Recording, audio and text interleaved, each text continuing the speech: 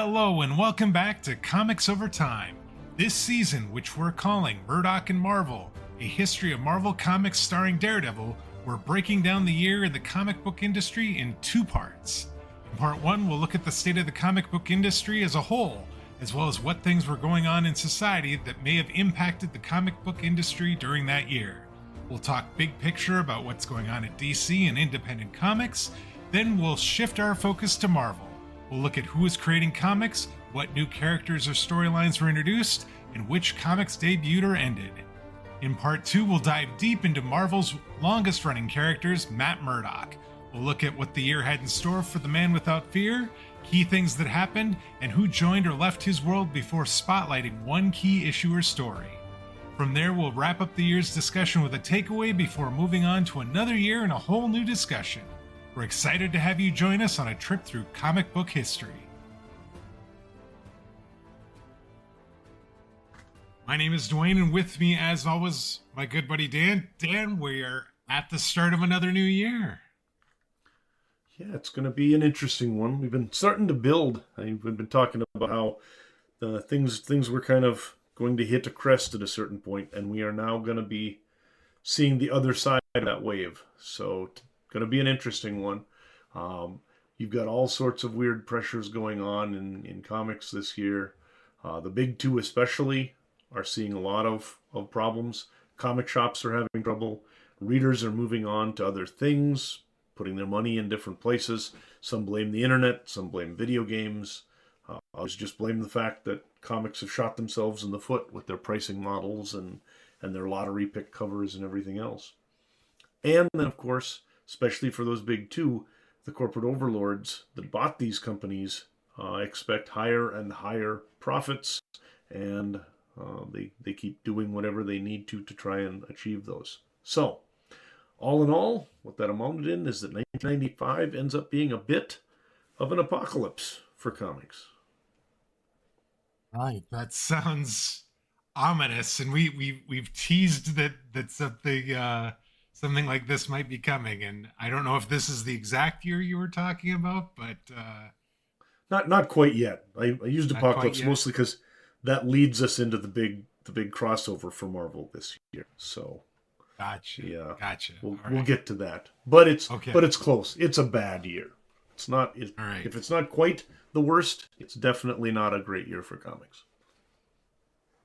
So before we jump into the year in comics, Dan, we do want to mention something. A few weeks ago now, we got a reveal trailer that showed us the release date of Daredevil Born Again on Disney+. We now have a release date, March 4th, 2025. And Dan, I don't think I'm speaking just for me here when I say this is something we've been looking forward to for some time. Part of the reason we decided to go with Daredevil and look at him specifically as we're going through the year in comics, and we've got some things planned for when that comes out next year. Yeah, it's going to be a lot of fun. I think that kind of this is how we started out, was looking at some comics, getting ready for the Moon Knight television show, and then doing a little bit of a review and an analysis of those, and that was a lot of fun. And a lot of the listeners really enjoyed that. So hopefully we're going to be able to do the same thing and have a good time with the Born Again series that comes out next year. So. Yes. Did you see all of the new stuff, by the way? Man, is Marvel going to have a few things out again next year. They've actually done some promotion finally on that. So. Yes, we just had the completion of Agatha All Along and that, and then there's a whole bunch of stuff, not just the movie on the movie side when there's going to be a couple of movies coming out, but there's several different TV shows that they teased recently in a trailer as well. So lots to look forward to if you're a Marvel Comics fan in the MCU and live action realm of things, as well as animated. They showed an animated Spider-Man as well. Yep. Good stuff. All right. With that, Dan, let's move on and let's talk about the year in comics. The year in comics. Okay, so you said in the preview, a tough year for the big two. One of those we usually talk about here at the top in the year of comics, DC. I like we've been talking about them going up, up, up. Lots and lots of things getting put on the shelves, and it was appearing as though the crash had started when we lost a whole bunch of comic book stores, and that very recently. What does 1995 look like if we're looking at at the biggest picture? So, I mean, if you look at it on the surface, I think you don't see maybe a lot of the problems. One of the things that we did continue to see was sort of like superheroes in mass media. You still have a few shows continuing, like the Lois and Clark show and things like that. We also got on TV a new The Max show. So if you remember, The Max is a comic series that came out with from Image a few years ago. That actually has now made it into a sort of anthology show on television. And then Batman Forever comes out this year Oh as the yes. newest incarnation of the Schumacher Batman verse. And so this is not going to, or the first incarnation, I guess maybe, this is not going to be another Michael Keaton Batman film. No. This is actually the Val Kilmer Batman film. He is only going to do one. Yeah, I was gonna say this was the one he did, right? Yes, he one and only. Jim Carrey was in it as a Riddler, which is just a perfect casting. I mean, Sure. he was exactly as weird as you expect him to be in that. Nicole Kidman was in it as the love interest, and this actually made a lot of money. I think it was like the third or fourth highest grossing film in America for that year. I think I remember seeing it. I don't remember liking it that much, but I do remember seeing it. You are in a vast majority of people in America who paid money to see it, but then maybe weren't so sure they wished they had. So it was. Yes. It's not bad. I actually No, really, it's not as weird as he bad. is, I like Jim Carrey, but I don't think it was good. And it certainly wasn't in my mind as good as the previous Batman movies we'd gotten Yes. with the Michael Keaton editions. Hmm. So this was this was something though that again um, these properties are continuing to get mined. Marvel still doesn't have a movie out there. They can't get anything made that's going to be like this. So Batman is sort of, and Superman, we're not seeing any on the big screen right now. Batman movies are kind of the big comic movie right now. And again, made a bunch of money. Schumacher's going to be back with more of them, even though Val Kilmer isn't. So stick around for that. We also had a bunch of sort of corporate synergy crossovers between DC and Marvel and DC and other things. We had a Green Lantern Silver Surfer crossover between DC and Marvel, as well as a Darkseid Galactus crossover. And then also DC did a Superman Aliens, like Superman versus Aliens book, Oh, which was pretty successful. So I like the people like premise. themselves. That Yeah, seems. I don't know that I haven't read it, but that seems like a cool premise at least. yep. I think it was a pretty successful one. Almost everybody likes the aliens and likes seeing them get squashed by Superman even more probably. So that was cool. That makes sense. Yep. Other things DC was up to. John Byrne is still wandering around, and after his time kind of away on some of the independent stuff, he came back to DC, who he'd done some work for before. He took over Wonder Woman, and she'd actually been kind of like in a different costume and had a lot of things sort of changed about her. He brought her back to being a little bit more the traditional Wonder Woman, put her back in her regular costume. In a lot of ways, Byrne's Wonder Woman was sort of like just a She-Hulk with sort of like a black hair and not green, pretty much. Sure. But it was entertaining. I enjoyed those books. We had some things happen. Oliver Queen, the Green Arrow, actually died this year, and he was replaced by Connor Hawke, who was sort of a protege of his. We had Chris Claremont bring in a new team book for DC called the Sovereign Seven, And this was a little bit more.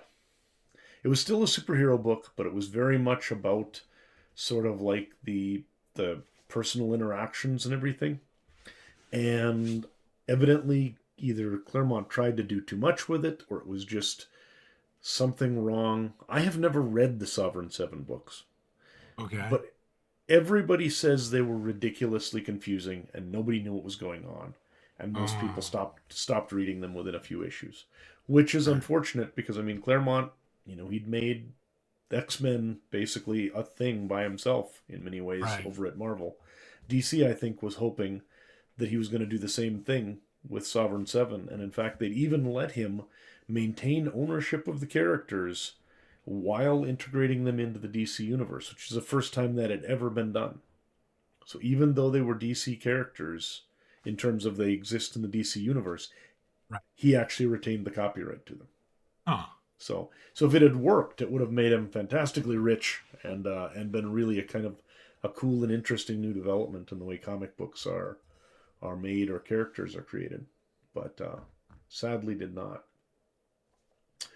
With other companies, we had things like Topps actually brought out an X Files comic that I kind of enjoyed. It was difficult to get though sometimes. It didn't publish as regularly as it could. It sounds like there were a lot of difficulties with the licensing and getting scripts approved and all of this sort of stuff. So, nonetheless, this was right in the middle of when X Files was one of the hottest I was gonna properties say in America. that would have been right in the heyday of the Hmm. X Files. So it was a good idea anyway. Right. Um, Top Cow actually came out with a new book called Witchblade this year, which is really one of my guilty pleasure comics of the 90s. It is basically a hard-boiled detective who whenever she needs to can become a superheroine who runs around with no clothes on, except for sort of weird sort of metallic moss that covers her in the places that are required by code authorities and the like. And Sure. so uh, it was created by a number of people, but Christina Z was one of the main writers, and then Michael Turner was the initial artist, and he quickly became just an absolute superstar in the industry. Started out here with Top Cow working on Witchblade, or actually he worked on a couple of small books first, but then he's going to go on and actually found Aspen or be a lead person in the founding of Aspen, and pretty much their entire style is based off of Michael Turner. So really a fantastic artist. We're going to find out he dies way too young sometime soon here, so that's a little bit unfortunate. But really talented guy, and Witchblade is going to go on for a long time. Sarah Pazzini becomes probably one of the most important characters created in the mid 90s. So we have an ending over in Japan. Dragon Ball Z actually concluded its run. Did not get Okay. canceled. It just came to a natural final conclusion eventually. And so that is, I have no idea how many issues, but I assume it was like 750 or something, considering Japanese comics. Um, but that concluded. There's going to be other chapters that come out later. Sure. Back in America, we've got Johnny the Homicidal Maniac by Johann Vasquez as one of the more important new books to come out this year, showing you how few there are. X Files didn't last for very long. Sovereign Seven didn't last very long. Witchblade has a nice run, but there aren't a lot of titles that came out this year that really succeed. The Ultraverse titles were all relaunched, and we're going to talk about why that is. Teenage Mutant Ninja Turtles Adventures, which was a series of sort of kids' Turtles books based on the cartoons, was Right. canceled. I think that's an indicator of the problems that comics are having reaching kids' audiences. That if anything was going to succeed with kids in the early mid 90s, it would have been a Teenage Wow. Mutant Ninja Turtles I comic book. definitely would have thought so, given that So, that was the Turtles at that time would have been huge. they still would have been in that era.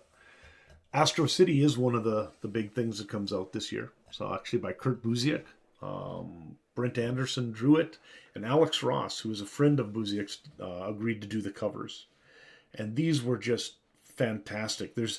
It's basically like he creates his own universe, populates it with superheroes, but it's almost more like, and in fact, Buziak had worked on the Marvel series, and the idea for Astro City, evidently, a lot of it started out as a second Marvel's book for Marvel.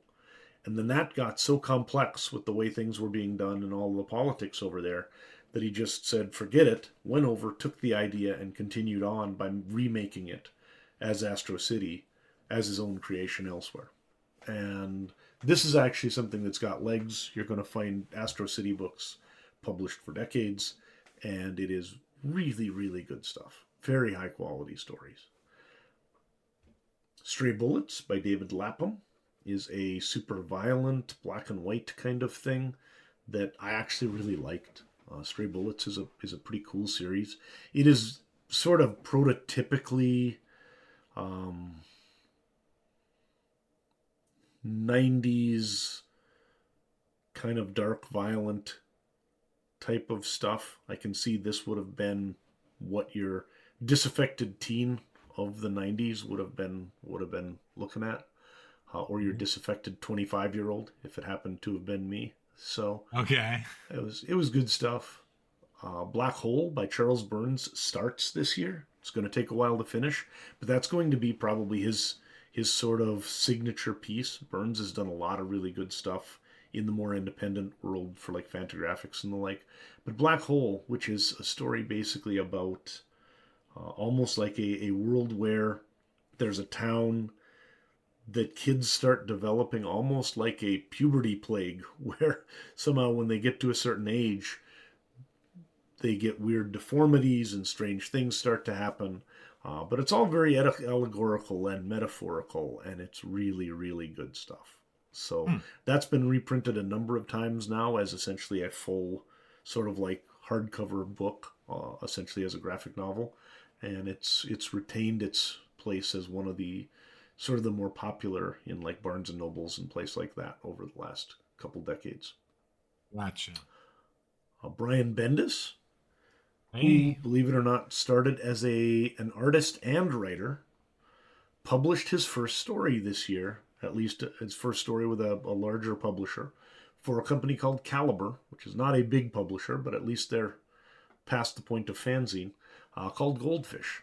And it's a sort of a noir thriller type thing that he wrote and illustrated. It's actually not bad. I like Goldfish. It is not quite up to the standard of some of his stuff from, a few years later, but he was very young and doing good work. Stuck Rubber Baby came out from Howard Cruz. This was actually a book that was done in a way that a lot of comic people do not. And that is that Cruz did not want to publish it in serial format. He wanted to actually just get it done and publish it as an actual book. So he found ways to allow him to get enough money to live on while he finished it, and then he published it as a full-on book, essentially as a true graphic novel, something where its first print run was as a collected edition. And this went on to win all sorts of awards. Cruz is probably he came up in the underground comics world, and he's probably the most important gay male creator of the 60s and 70s. And now by let me say, he's probably the most important gay male creator of like the 70s and 80s. And by the 90s now, he does this book, gets massive sort of accolades for it. And this is, in fact, one of the books where people start to take a look and go, comics can be an actual literary form. And partly, I think, what helped is that he didn't publish it as a bunch of pamphlets first. It just came out, sort of like a number of books these days do. One of the recent ones, Ducks, that won, won one of the Eisners recently, it was just a big 300-400 page book instead of coming out as a bunch of pamphlets. Also, we have Wildstorm Rising as an event. So Image is trying to get some of its imprints to be a little more popular, so they start trying some of the event stuff. Okay. Rob Liefeld is still trying to employ all of the people that he's got hanging around his house. So he pumps out a bunch of new titles on his Maximum Press line.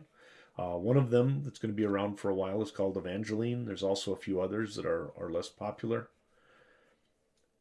And believe it or not, Jim Shooter, the Bad Penny, is back again, founding another new comic company. Oh This my year, goodness. he You starts just up can't Broadway keep Jim Comics. Shooter away, can you? You cannot keep him down. It's kind of crazy.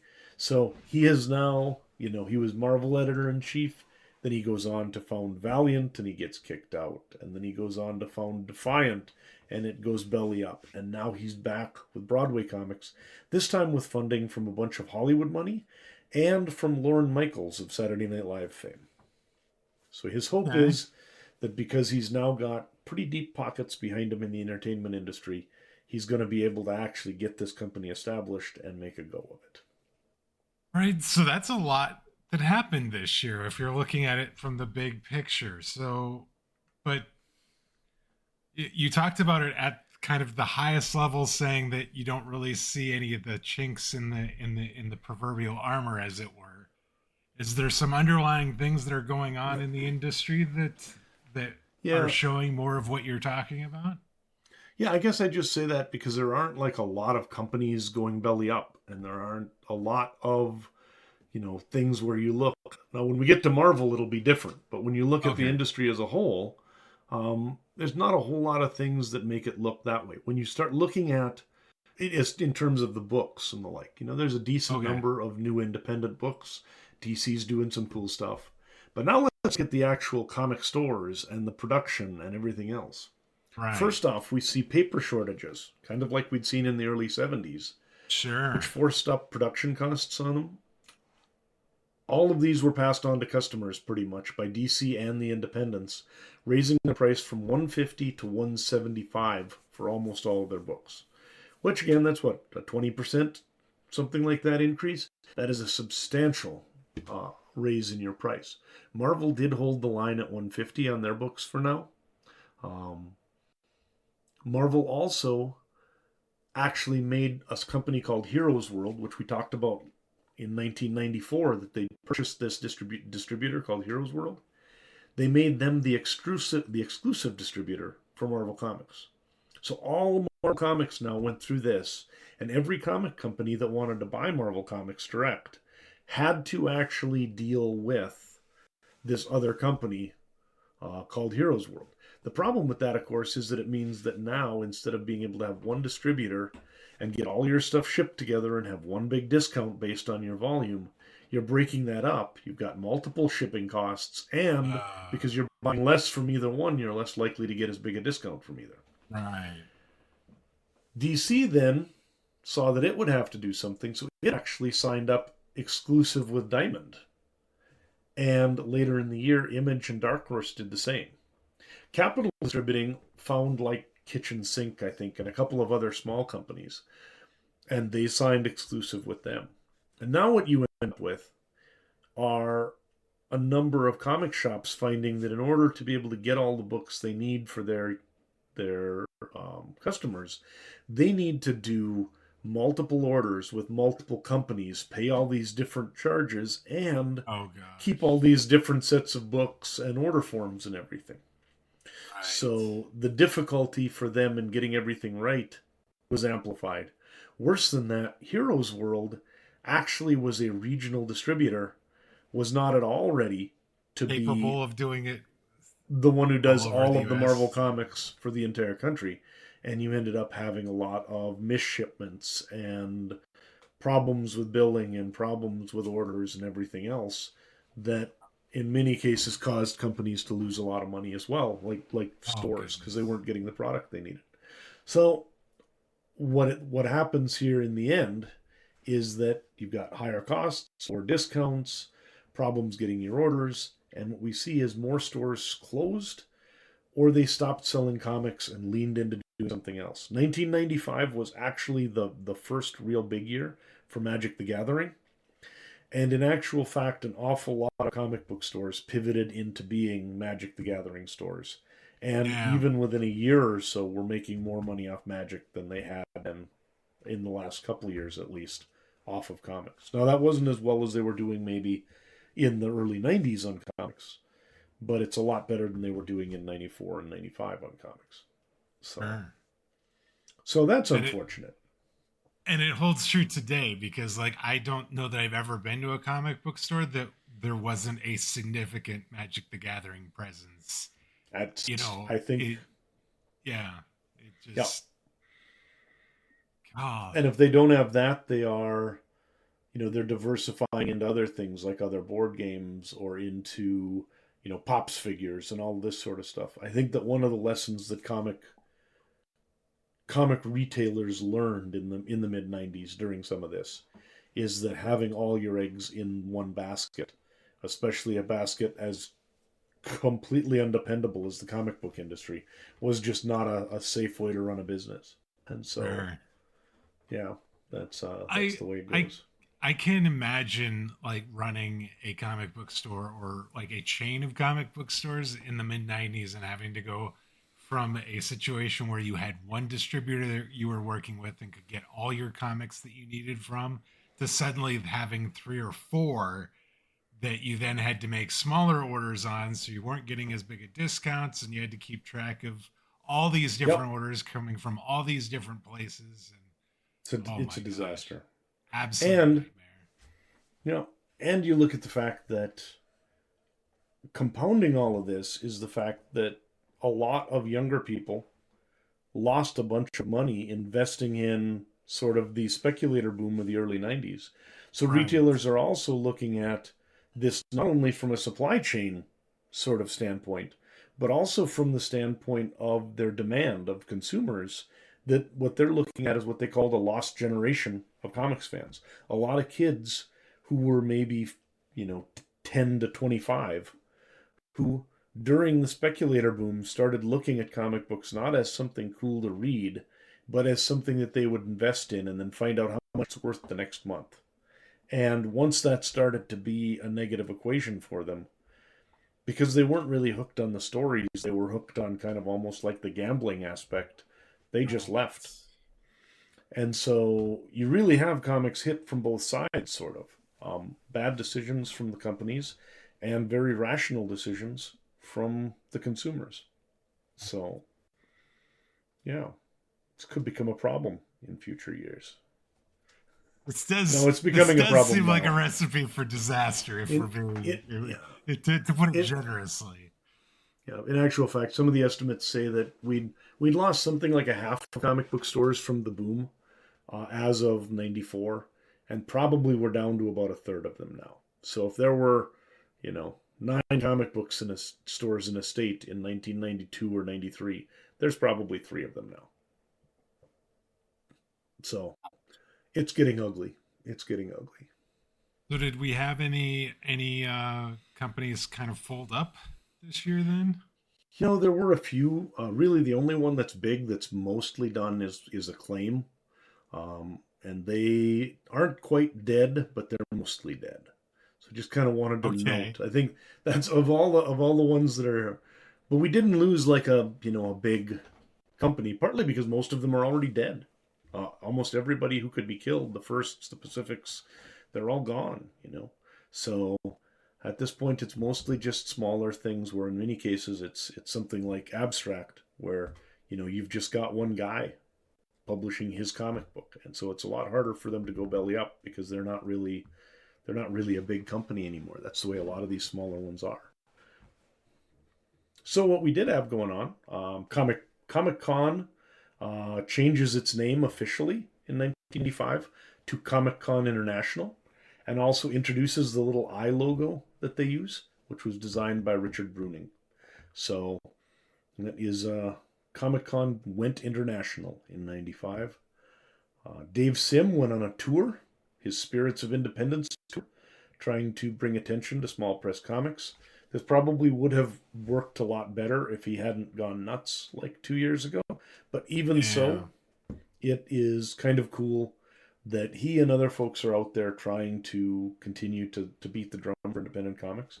And one of the interesting things is that while the big books, DC and Marvel, are really flailing because they've got all this overhead and they've got these corporate sponsors or corporate overlords kind of breathing down their neck. Independent books may not make a ton of money at them, but it was possible to still make a living, and they weren't getting hit as hard. It seems like when the prices went up and the like, what people stopped buying were the mid-tier books. So if you were buying 20 Marvel books, you might now only buy 5 or 6 Marvel books, right? And you just get rid of the extra ones. But if somebody was buying Strangers in Paradise or they were buying Stray Bullets, that was not the sort of thing that you would quit because it's like, a low down title. Most of those people were pretty attached to. So a lot of the independents continued to roll along relatively well. And in fact, the comic stores started to lean more on these smaller independent titles because that was sort of a group of people who were in it as desperately as they were and needed this as badly as the Right. retailers did, so they weren't screwing them up.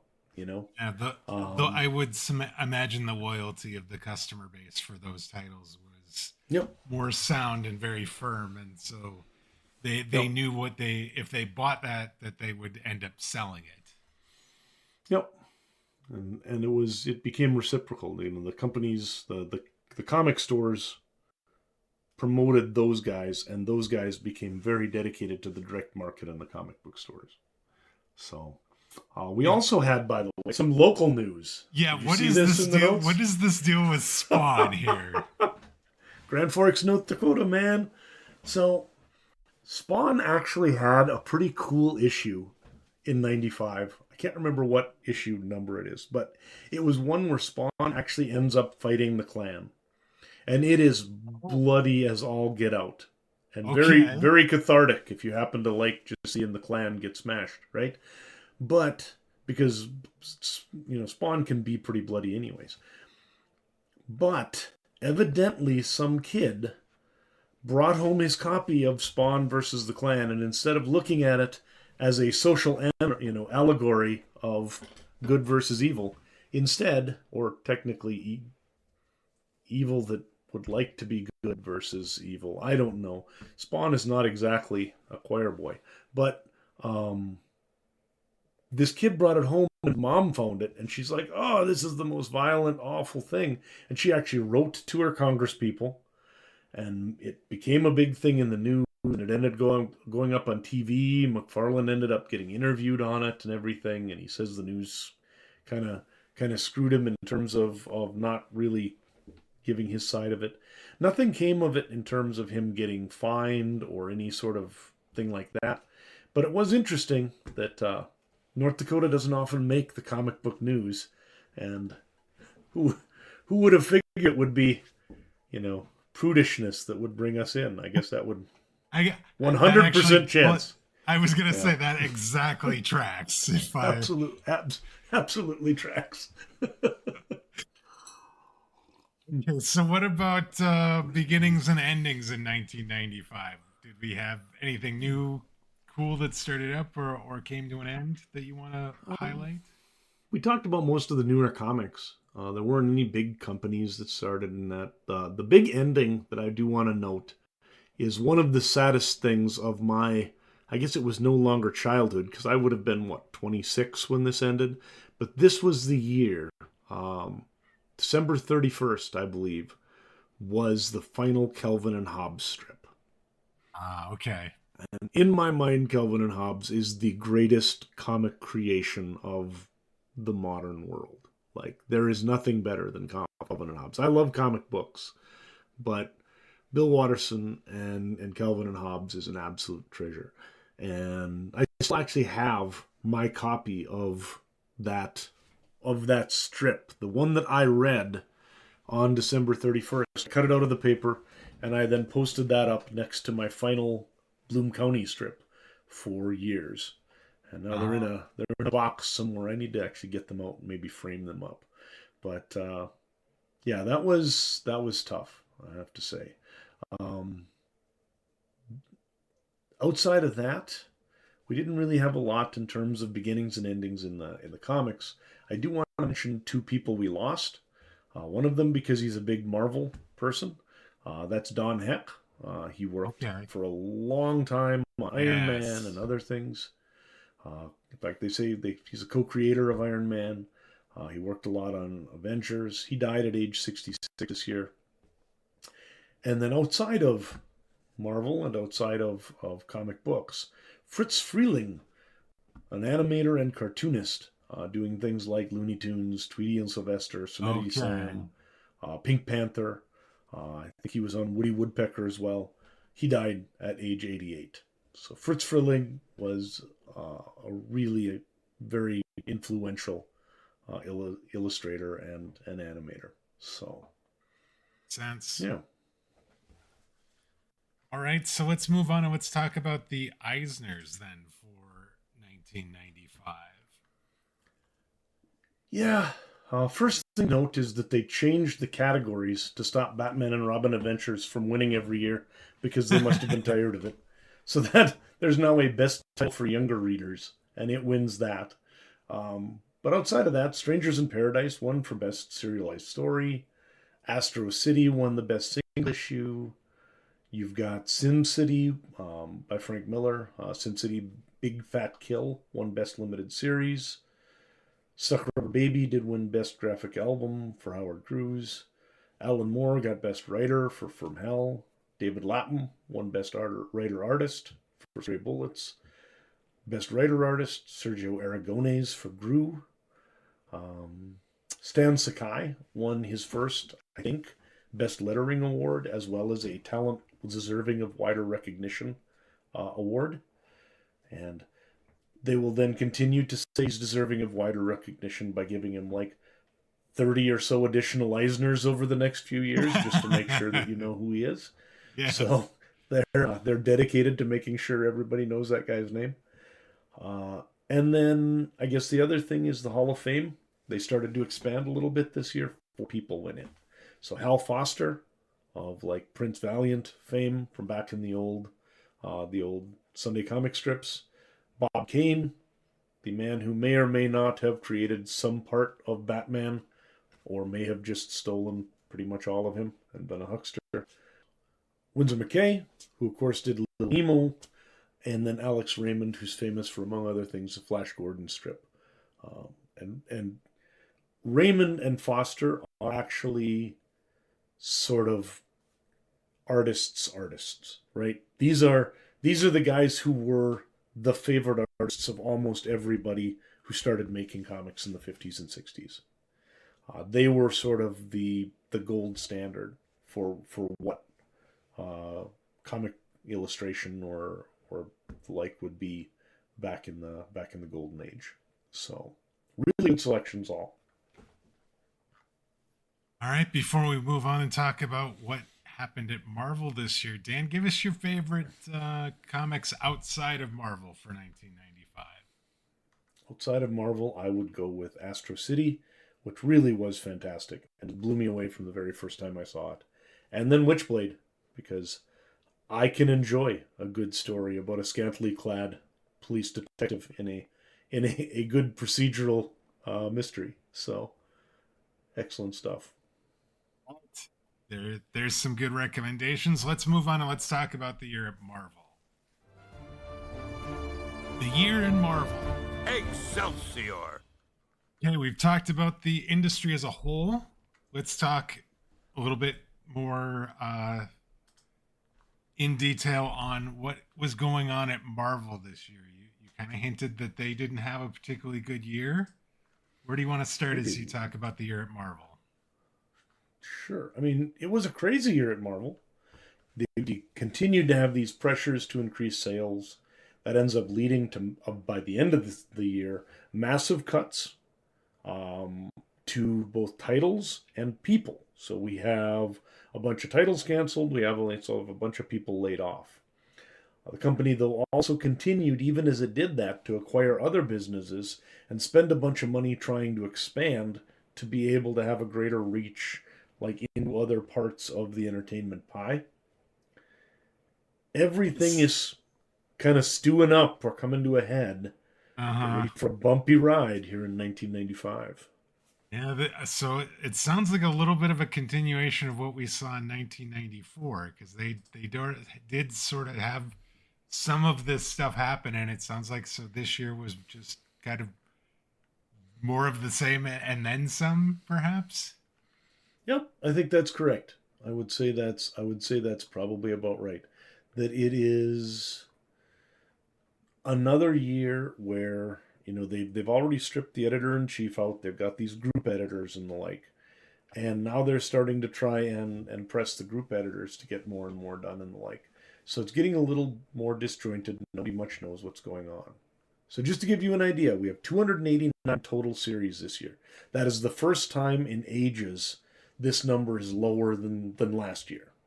Yes. So last year we were at it's been like 336. yeah, I was gonna say it's been in the 300s for Yep. most of this decade, I would say.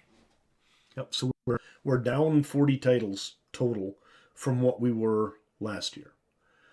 Total new series is 191. Last year we had 195. Okay. So about the same, down slightly. Total ending series we had 215 as opposed to 234 last year. So there's actually fewer titles that ended. But again, it is more titles ended this year than started this year. And this, I think, is the second year in a row that that's happened. And we have about 15 less titles ending, but about 40 less titles total, which means there's going to be some hits. So we'll take a look at that as we go along. As far as events, we've got the Age of Apocalypse event for the X titles, which is going to be huge. And then The Crossing, which is an Iron Man title where crazy stuff happens. Essentially, Tony Stark dies and is replaced by a younger version of himself.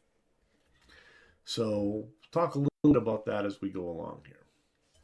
Can I ask what because Daredevil had a event book this year called Over the Edge. What was that? That is for the new Marvel Edge line. Okay. So that's not technically in the actual Marvel universe, but yes, that would be another. Those all kind of cross over into each other as well.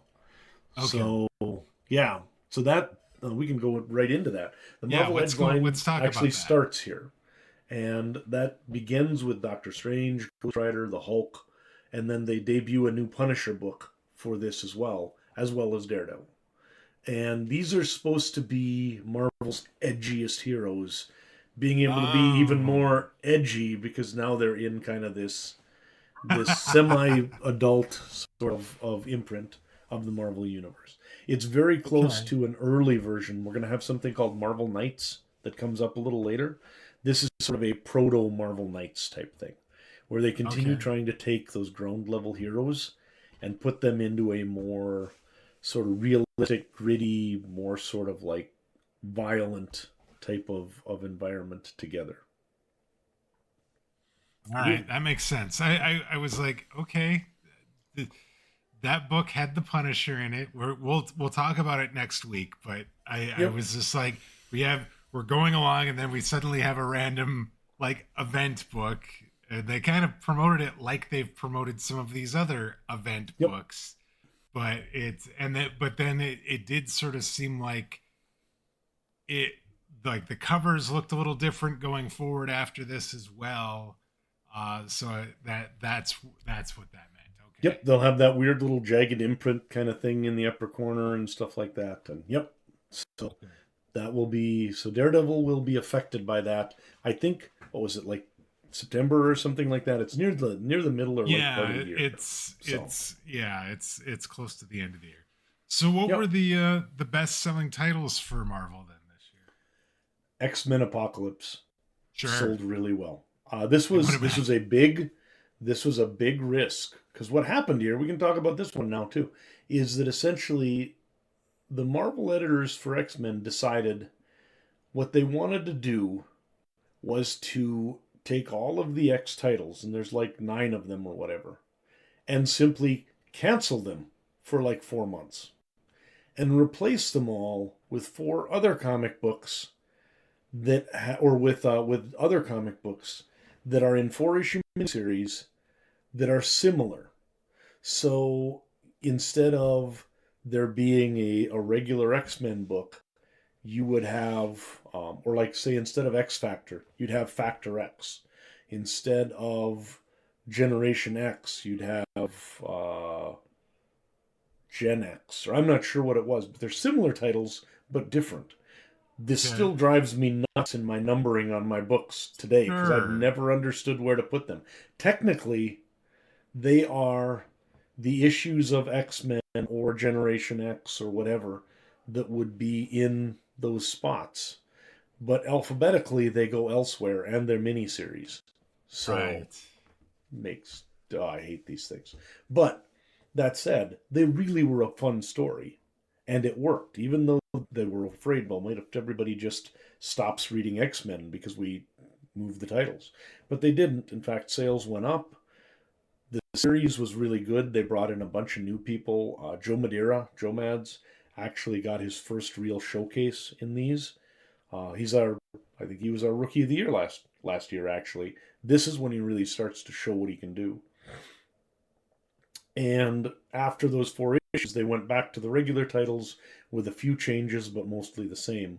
The thing that happened during the Age of Apocalypse, though, was the idea was that when all those books stopped, Legion, who is Professor X's son, was so angry at Magneto and what he'd done to Professor X in his dream that he went back in time and was going to kill Magneto back before he could start causing trouble. So he was like back in Egypt with them, where he was, Professor Xavier and Storm and Magneto were like in this same area at one point back in the 70s or whatever.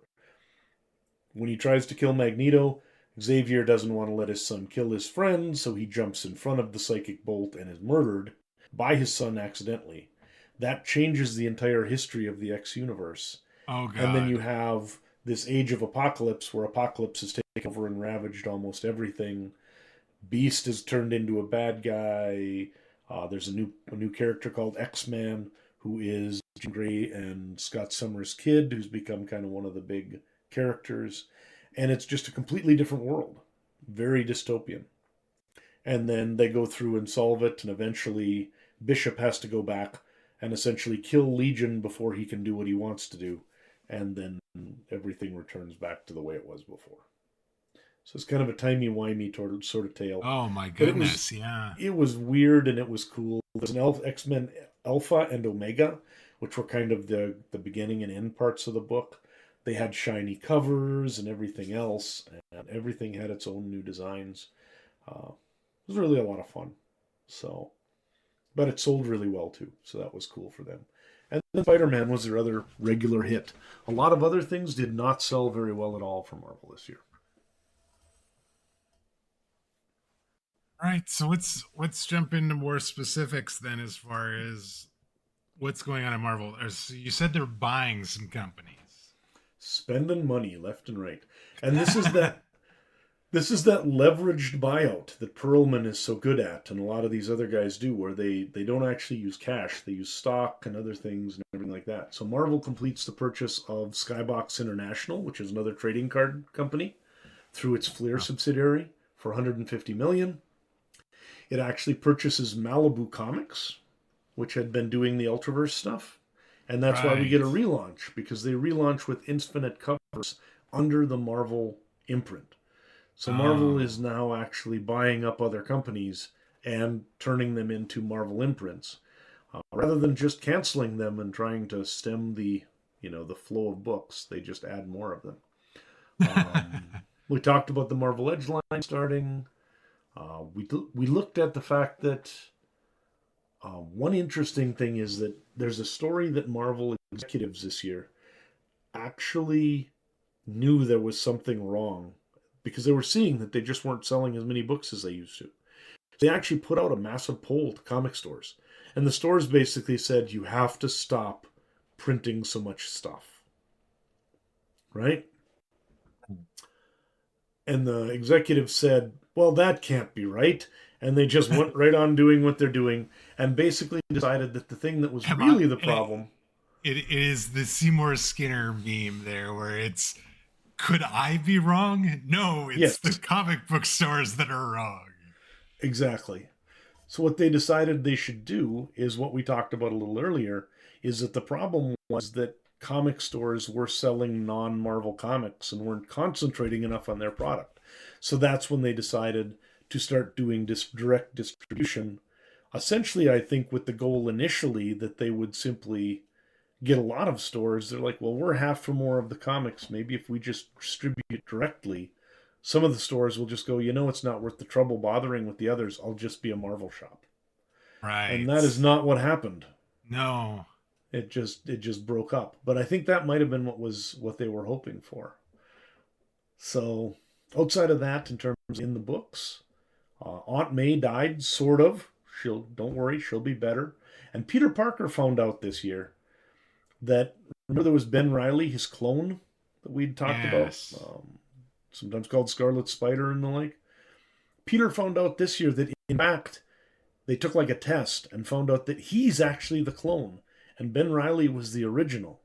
And so Peter's like, oh, so I'm not even the real Spider-Man. Well, all right, I guess Mary Jane and I are just going to move to Oregon and raise our baby. And so as of the end of 1995, Peter Parker is no longer Spider-Man. He's handed over the uniform to Ben Reilly. And I mean, obviously it's not going to stay that way, Peter Parker fans. Right. But as of right now, if you're just at the end of 95, Peter Parker is no longer Spider-Man. Similarly, Mark Grenwald's run on Captain America had gone for 11 years at this point. He had been writing, this is the guy who we talked about at some other time. He did a number of different books and the like. I think he might have even been a Rookie of the Year back in the day. But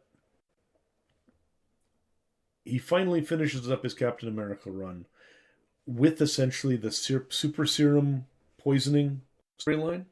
Yeah. And the last book he writes is actually a book where there's really no fighting. It's one of my favorite Cap stories of the 80s and 90s. He just is hanging out, I think, either at home or at Avengers Mansion or something. And everybody knows he's sick. And Batroc, the guy who's like the French dude who's been fighting him forever, actually comes over and just hangs out. And they like have a beer and visit. And then Cap's like, I'm really kind of tired.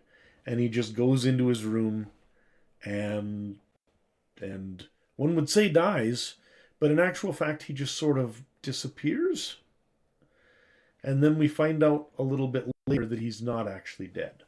But at that point, I thought it was a fantastic way to end the run. And I don't know if it's actually this year or next year that we find out that in actual fact, by massive coincidence, he's somehow been kidnapped and put back into a block of ice. And that's going to somehow heal him, and then he'll be fine again next year. So he's not really dead. But as of the end of Grinwald's run, if you just stopped there, it would have been this beautiful sort of Cap has this good run, and then he gets sick and he gets old, and he hangs out with an old enemy for a while, and he goes off to die. It was pretty cool. Remember us talking about Captain America last week when we were talking about his Captain America showing up in the Tree of Knowledge storyline, and him being sick and everything, and things being more difficult than they normally are for Steve Rogers, but he was still getting the job done. It's crazy then that this year we then see kind of the culmination of that storyline in such a way. So, but interesting stuff. Thor got a new costume this year and some other changes. Wasp had one of the weirdest things. I don't know if they've ever retconned this. I kind of hope they have. But Wasp was actually genetically modified by the sort of like serum that gave her Wasp powers. Her husband gave her an injection or whatever that gave her the ability to shrink and grow and do the kind of modified on the PIMS particle stuff. But somehow this year it was revealed it was actually turning her into an insect. So she is, as of 1995, Janet Van Dyne is not actually human anymore. She is a human insect hybrid. Okay.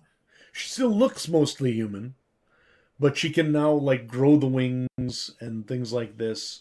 A little differently in the like instead of just kind of and the rest of her body is starting to change as well.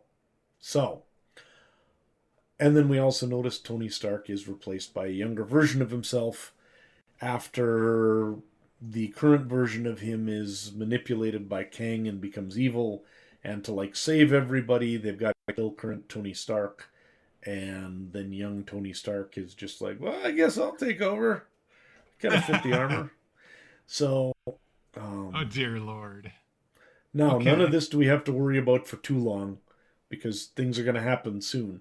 But I think what's interesting is you can see, like, Spider-Man's about to have a baby. Aunt May's dead. Professor X has had all this stuff going on. Tony Stark replaced. We're at the point where a good sort of crisis level event would really help continuity. And so we'll Sure. be on the lookout for something strange happening in the next couple of years. We also had another big continuity problem. Nick Fury captured the Punisher and tried to bring him in and like reform him and everything. And the Punisher actually, during some of this, was brainwashed, got away, and actually killed Nick Fury. Um, Oh. so, as of 1995, at the end of the year in the Marvel Universe, Nick Fury is dead. So, Is this part of that Edge thing? Was that post that kind of introduction, or is that part of that introduction of books? I think this is what leads into the reintroduction of the Punisher. So, I don't believe Oh, this is okay. in the Edge. I think it's before it, but I could be wrong on that. Um, Okay. the nice thing about Nick Fury, of course, is he's got like what are they called? LMDs, life model Oh, decoys yeah. running Life model everywhere. deco. So Yes. if you ever want him back, you just say, "Oh, that was just an Oh, LMD. Fury was yeah. fine, no problem." And then the last thing, one of the miniseries I really liked this year, or I guess found interesting, was Ruins, which was written by Warren Ellis. It's a dark vision of Marvels. So sort of like Marvels was that look from the viewpoint of a journalist of all the cool stuff going on in the Marvel universe. This was essentially that, but the dark side of it. And so kind of an interesting one to take a look at. Let's talk about the new series this year. We had less than we normally have. There Yep. was just under 300 this year. What were some of the standout ongoing titles from this year? Well, of the notable new ones that stick around for a while, or at least for a few issues, Prime, Ultra Force, Rune, and Mantra are all essentially like some of those Ultraverse titles. So we've got a few of those. Yeah. Conan the Savage, Professor Xavier and the X-Men's Over the Edge book, the Over the Edge book itself. These were essentially sort of like supposedly sort of cheaper, different kind of comics they were going to try to as more anthology type things. They didn't really succeed. Gargoyles went for 11 books. Another new Conan series went for 11 books. X-Men Adventures for 13. Green Goblin for 13. There was a Disney Comics Hits book. I have never seen one of these. I have no idea what that is. That went for 16 issues. A new Punisher series that went for 18. Professor Xavier and X-Men Standard Edition went for 18. Untold Tales of Spider-Man for 26. And that was actually a very popular one. That was one they brought back, which it basically was telling out of chronology stories from basically the time of the Stan Lee, Steve Ditko Spider-Man that were one shot, just sort of fun, classic stories of Spider-Man. Okay. And that That does actually went sound really like that would well. be fun. Yeah, it went over really well with people. So that lasted over 2 years. And then the biggest success of the year was X-Man, which was that Nathaniel Nate Gray book that lasted 76 issues. So over 5 years. All right. So what about notable limited series that started this year? What a stinker of a year for limited series. The Rogue series was actually pretty good. That had Gambit in it as well, and it kind of had the little bit of their romance and stuff. The Ruins series was okay. And then, of course, the Apocalypse X books were all good. But they don't really count because they were technically just the regular X-Men books for that month, only renumbered and with a different name.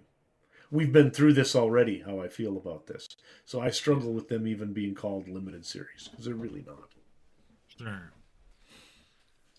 All right, some new characters. We've had a lot of things happen. Did we get any cool or interesting new characters this year? What a stinker of a year. So, Nate Gray, who, I mean, he had a book for 5 years, but he's not really a character who's super popular, is almost certainly the biggest character of the year. Pete Wisdom, who is, I would call him Marvel's Constantine. So if you know, like, Keanu Reeves' Constantine from the movie, this is kind of the Marvel Universe version of that. He's a little bit mystical and he's kind of a cop. He's probably the coolest character created this year. Like, if I had to choose the one I like the most. Then we had a Mondo, who's one of the mutants who's around for a while. Dark Beast. I don't know if that really even counts because it's just Beast, but he's evil. Holocaust, who's a son of Apocalypse during the Age of Apocalypse storyline. I think he's actually his son anyways. I'm not sure if they ever confirmed that. But he actually makes it back into the 616 afterwards and continues to be a problem. And then it was Batwing, who's a Spider-Man villain. And that's not much. No. I'm going to be honest. Short of I don't know any of these characters. Yep, and Nate Gray actually is cheating because as X-Men he's new, but we actually saw him years ago as a baby, as a little tiny baby when he's carried off into the future after being born.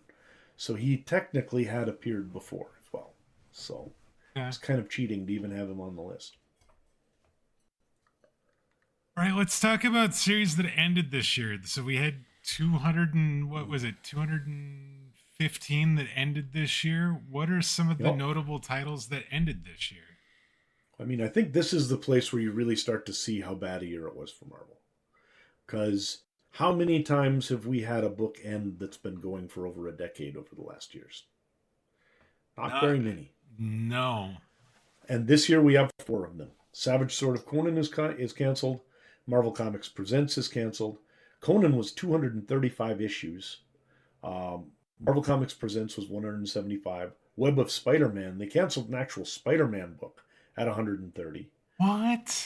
Sergio Agoni's Drew the Wanderer, one of my favorite books, made it 120 issues and was canceled. And then all 3 Punisher books that were out got canceled. So Punisher was at 104 issues when it ended. Punisher War Journal was at 80, and Punisher Warzone was at 41. They all got the axe. Conan Saga was at 97. X-Men Classic 65. Guardians of the Galaxy ended at 62. Namor the Submariner ended at 62. Barbie Fashion had really bucked the odds for a long time, but made it 53 issues, and now actually is canceled. Darkhawk, which was the last sort of new universe book, got canceled this year. No, not. Darkhawk got canceled at 50. Warlock and the Infinity Watch, 42. Akira at 38, although that was just the natural end of it. Silver Surfer and the Wild Pack went 35. Punisher 2099 and Ravage 2099, 34 and 33 issues. Morbius 32 issues. Secret Defenders 25 issues. Thunderstrike 24, Night Thrasher 21, Nova 18. I mean, these are all books that have gone a year and a half or more. We've not had a list like this in ages. Usually all of the books that are ending have been going for maybe a couple of years. Some of them maybe had 40 or 50 issues. This really is a painful list when you look at it for Marvel Comics. Yeah, to see 5 books that had over 100 issues, a 6th book that had 97 issues. It's just like it. Yep. You don't see a book that goes over 100 or more issues and then just done. No. And what happened is part of the reason for this is that kind of getting into the next portion a little bit. Marvel had a staff of 660 people this year, as in terms of people that worked for them. But sometime in the later half of the year, corporate mandated that they actually cut half of them. So you have to get rid of a few titles if you're getting rid of half of your people. Yeah, I would say. So, Wow. Okay. yep. So, yeah, But so it was a bad year. Yeah. Okay, so let's talk about the bullpen then. So you said 660 staff credits this year, basically,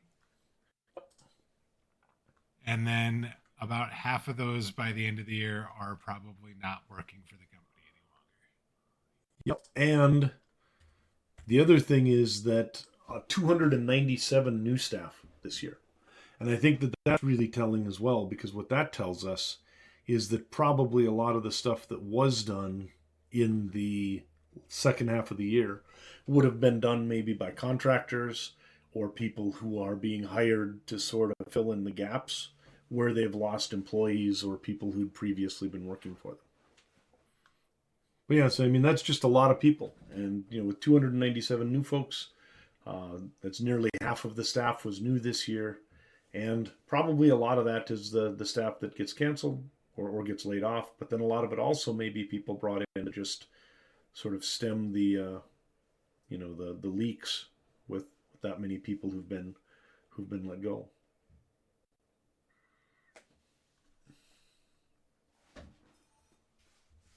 Right. Let's talk about the Marvel Rookie of the Year then for 1995. Was there a lot of competition here? Did we? I mean, obviously there was a bunch of new staff here, but were there a lot of people in consideration for the award? It's getting more difficult because, first off, by now, we are, if you're looking at people who are in their early 20s, they have only been, they've had 20 or 30 years now to get their career going, but they're not done. The bigger problem is so many people now are not working exclusively with Marvel. So there's a lot of great names here. People like Ed Benes, who went on to do fantastic work with Gail Simone on Birds of Prey and other things at DC on Justice League and stuff like that. Therese Nielsen, who I did not even know did comics. She's actually a famous Magic the Gathering artist. Okay. Ashley Wood, who has gone on to do all sorts of very, very cool comics in sort of the independent sphere, but has not done a ton of stuff with Marvel over the years. We've got Ariel Olivetti, who is a penciler, who did a lot of work for Marvel over the years and would have been a solid choice as somebody who's done a lot of stuff for the company. And we also have Brian Buccellato, who, again, has done a lot of stuff at DC. He's had a lot of time on The Flash and things like that, but maybe not quite as much at Marvel.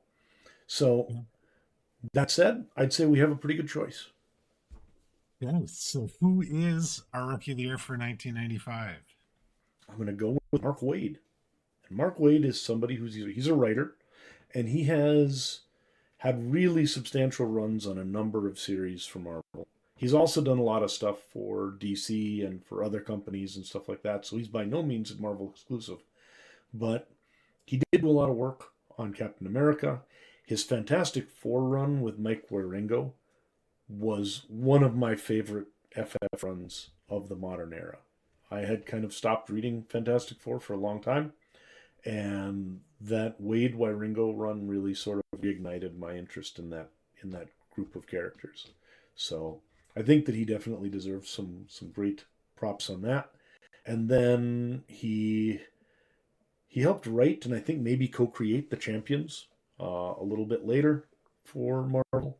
And he has a couple of runs, at least one run, on Daredevil, I think with Rivera, where he ended up winning some Eisners. So there's going to be a very nice Daredevil run coming up from Mark Waid sometime in, I think, the 2010s or late 2000s. And that's going to be something to look forward to. So really a creator who's been out there doing good work for a lot of years, not just with Marvel, but all through comics. But I think his body of work with Marvel is sufficient that we can give him the thumbs up on a Rookie of the Year pretty happily. So, really like some of his stuff. That does sound like a good choice for this week. So congratulations to Mark Waid as your 1995 Rookie of the Year. Before we wrap things up for this week, Dan, your favorite Marvel comic from this year? Sometimes it's just the guilty pleasures, man. Sometimes you just like the crossover story and you can't help yourself. The Age of Apocalypse books were actually really good. They were a ton of fun. They were well written. They were well planned. And they took a massive swing on something that could have really done them damage. Like if this had sucked and people had stopped reading, they might not have come back to X-Men. Sure. And instead, it was fantastic, and it reignited it. And sales on the X-Men when they came back were higher than when they did the cutoff to go away to them. So, yeah, really good stuff. So, in spite of them kind of annoying your collection, organization, you'll pick those as your favorite comics for the year. Yep. And if anybody wonders, the way I solved it eventually was to just order them all as Age of Apocalypse under A in my collection boxes, with like Alpha at the beginning and Omega at the back, and all of the other ones just alphabetical within that. So they have become a subset of my Marvel collection. So there you go. Makes sense. That seems like a good way to handle that. But in any case, they were a lot of fun. If you ever get a chance to read them, they're a good time. All right. Well, that's going to do it for us for this week. Next week, we're going to be talking all about 1995 as it pertains to Daredevil. Dan, we have some really big things that happened for our man Matt Murdock next year. Yeah, it's going to be interesting. I am looking forward to seeing what you think of some of these books. It is going to be fun. And we're going to spend some time. We're going to talk not just about the main Daredevil run, but we're also going to talk about Elektra Root of Evil, which is something we talked about a lot last week when we were talking about what Dan G. Chichester was doing, him and Scott McDaniel, when they went off the main Daredevil run for a little while. So there's a 4-issue limited series that we're going to be talking about as well with that next week too. Absolutely. All right. That is going to wrap it up for us for this week. We'd like to thank you all for joining us. If you're new to the podcast, please consider subscribing on your podcast player of choice. That way you'll get each new episode as soon as it's released. If you've already subscribed, we'd appreciate it if you'd share the show via social media or leave us a review. That will help new listeners find that show that much easier. Now, whether you're new to the podcast or you've been with us from the beginning, we'd love to get your thoughts on this week's show. You can send us those comments at comicsovertime.com, or you can reach out to us via social media. We're on X or Blue Sky, both of those places at Comics Over Time. So Dan, until next week and we get to talk about Daredevil and your takeaway for 1995, I can only imagine what that's going to be. We've got it's going to be interesting. Yes. There are so many takeaways from 1995. Well, until then, take care, everybody. Hey, see you soon, folks.